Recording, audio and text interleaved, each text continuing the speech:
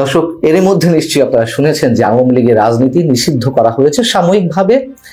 বিচারিক প্রক্রিয়ার মাধ্যমেই এটি আনুষ্ঠানিকতা পাবে। বিচারে কি আসবে সেটি আমরা অনেকেই অনুমান করতে পারি। উপদেষ্টা পরিষদে জরুরি বৈঠক বসেছিল রাত 8টায়, আপনারা জানেন, এবং তারপর থেকে গণমাধ্যমের অধীর অপেক্ষা ছিল। গণমাধ্যমের দিকে দৃষ্টি রাখছিল দেশের কোটি কোটি মানুষ।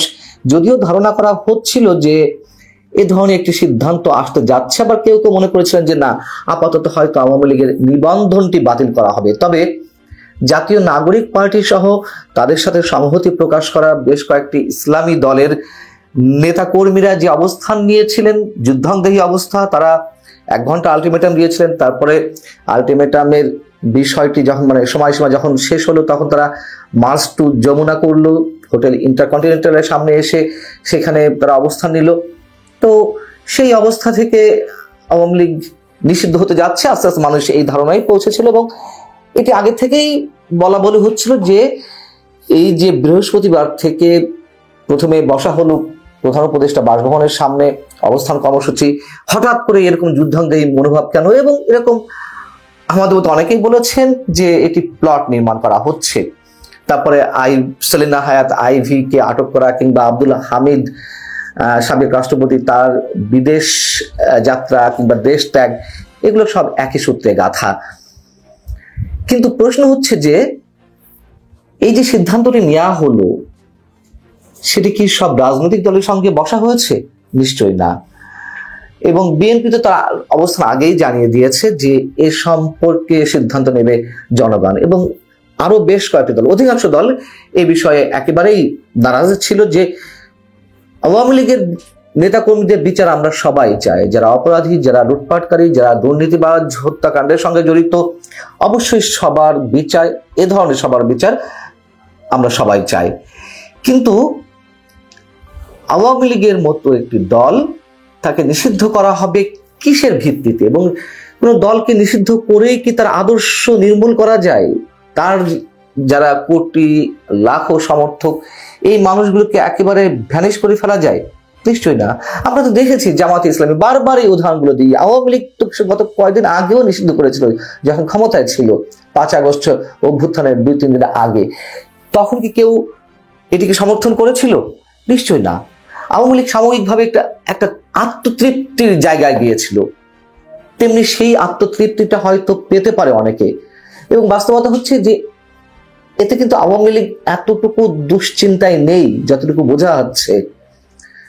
এর আগে আমি আপনাদেরকে জানিয়েছি তাদের অফিসিয়াল ফেসবুক পেজে কোনো ধরনের কোনো এই নিয়ে হা হুতাশ নেই। হয়তো এখন তারা প্রতিবাদ করবে বা করা উচিত দলীয় অবস্থান থেকে সেটি তারা করবে। আরেকটি কথা মনে করিয়ে দিই, যখন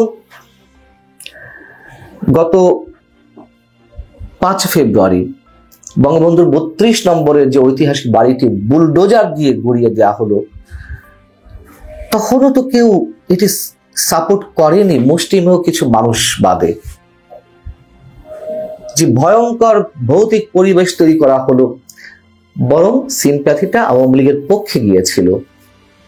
যে বাড়াবাড়ি হয়ে যাচ্ছে, বিএনপি থেকে শুরু করে যে গণতন্ত্র মনা রাজনৈতিক দলগুলো আছে, তারা কি কেউ এটিকে সমর্থন করেছে? হয়তো রাজনৈতিক জায়গা থেকে একটু রাগ ঢাক করে কথা বলতে গিয়ে অনেকে বলেছেন যে এটা শেখ হাসিনার প্রাপ্য ছিল, এটি তার কৃতকর্মের ফল। কিন্তু কেউ কিন্তু বলেনি যে এটি ঠিক হয়েছে। কারা আওয়ামী লীগ নিষিদ্ধের দাবি তুলেছিলেন? জাতীয় নাগরিক পার্টির সঙ্গে ছিলেন, জামাতে ইসলামী নেতারা ছিলেন, এবি পার্টি ছিল, ইসলামী ছাত্র শিবির, ইসলামী আন্দোলন বাংলাদেশ বা হেফাজত ইসলাম, এই তো গুটি কয়েক ইসলামী দল সহ বলতে গেলে, আর জাতীয় নাগরিক পার্টি। কোথায় সিপিবি, কোথায় বাসদ, কোথায় জাসদ, কোথায় এলডিপি কিংবা অন্যান্য রাজনৈতিক দল, নাগরিক ঐক্য, গণসংহতি আন্দোলন, তাদেরকে কোনো সমর্থন আছে? এবং সরকার তো স্পষ্টভাবে জানিয়েছিল যে এই বিষয়টি তারা গুরুত্বের সঙ্গে নিচ্ছে এবং সব রাজনৈতিক দলের সঙ্গে আলোচনা করা হবে। সেটি তো করা হয়নি আমরা যতদূর জানি। এবং পাশাপাশি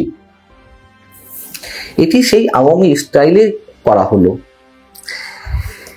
এবং একটি কথা মনে করিয়ে না দিলেই নয়, গত 9 মাস ধরে যে নির্বাচনের জন্য বিএনপি সহ সব রাজনৈতিক দল চাপ প্রয়োগ করছে, কোনো কিছুতে কোনো কিছু হচ্ছে না। কিন্তু এই যে কিছু তরুণ যুবক, এরা বুঝি হোক না বুঝি হোক, আমাদের এখনো সন্দেহ কি আমাদের বদ্ধমূল ধারণা যে এই ছেলেগুলোকে একটা পক্ষ ব্যবহার করছে। এরা বুঝে না বুঝে মানে কোনটা অবলম্বন করে এতটা হার্ড লাইনে যাচ্ছে, আমরা সেগুলো ভেবে চিন্তিত শঙ্কিত।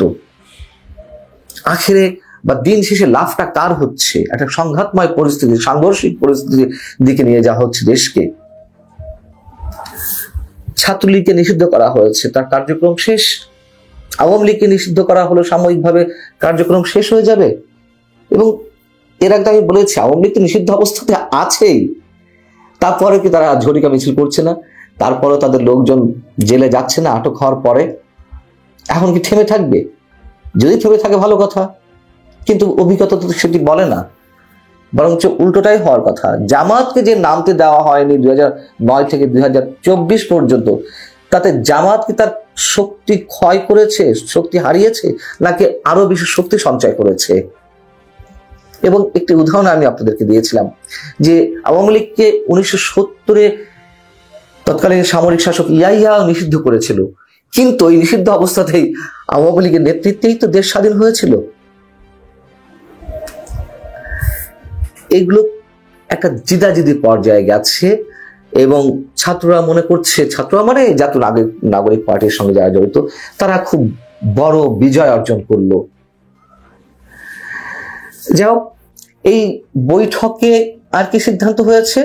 আন্তর্জাতিক অপরাধ ট্রাইব্যুনালের আইনের সংশোধন অনুমোদন করা হয়েছে এবং এতে করে আন্তর্জাতিক অপরাধ ট্রাইব্যুনাল কোনো রাজনৈতিক দল, তার অঙ্গ বা সংগঠন বা সমর্থক গোষ্ঠীকে শাস্তি দিতে পারবে এবং আন্তর্জাতিক অপরাধ ট্রাইব্যুনালে বাংলাদেশের আওয়ামী লীগ ও তার নেতাদের বিচার কাজ সম্পন্ন না হওয়া পর্যন্ত দেশের নিরাপত্তা ও সার্বভৌমত্ব রক্ষা, জুলাই আন্দোলনের নেতা কর্মীদের নিরাপত্তা, আন্তর্জাতিক অপরাধ ট্রাইব্যুনালের বাদী ও সাক্ষীদের সুরক্ষার জন্য সন্ত্রাস বিরোধী আইনের অধীনে সাইবার স্পেস সহ আওয়ামী লীগের যাবতীয় কার্যক্রম নিষিদ্ধ করা।